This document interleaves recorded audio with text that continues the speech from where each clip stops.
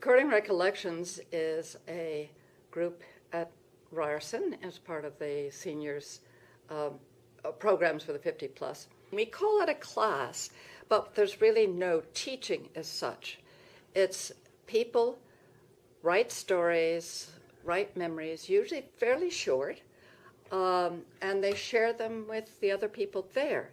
They applied and received a New Horizons grant, which enabled them to publish a little magazine, which they have been publishing quarterly since 1980. Just on a very informal basis, we'll just say, well, just put something down, write, and then, bring it in and share it with us, and we can make some comments, but it's totally non-judgmental or non-threatening in any way. We want people to feel they're welcome.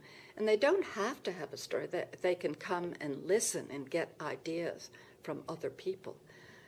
Now, it's a very interesting mix of people at the moment. We have, well, it always is, but at the moment, we have two women from the Philippines, a woman from India, or was born in India, a couple of people who lived through the war in Eastern Europe, two people who grew up in Israel, people who grew up in Saskatchewan, and a couple of people just from Toronto who talk about, experiences or some little incident in their life. And we learn from, I go not only to share my family stories, I keep them fairly brief. It's amazing what you can come up with. But also, other people's stories trigger things. You think, oh yeah, I had an experience like that. And you go home and you write about it. And so I had a lot of stories up here, but I needed that kind of motivation to start writing. And by going to a group, you think, well, I want a story to take next week.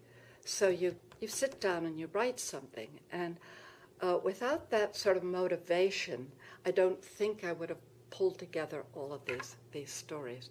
But as I say, it just, they were just having such a good time. It was such an interesting group of people that I wanted to be a part of it. So I'm in the process of putting together all the stories on my family.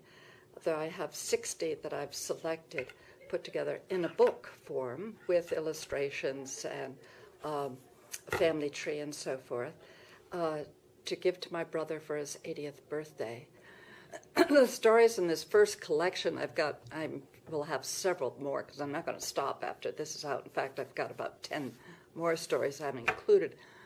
Just deal with growing up in a small town in Connecticut. They all date back to the 30s and 40s and 50s, growing up in a small town during the war and riding on the school bus and riding a bicycle when I missed the school bus and my newspaper route in this little town.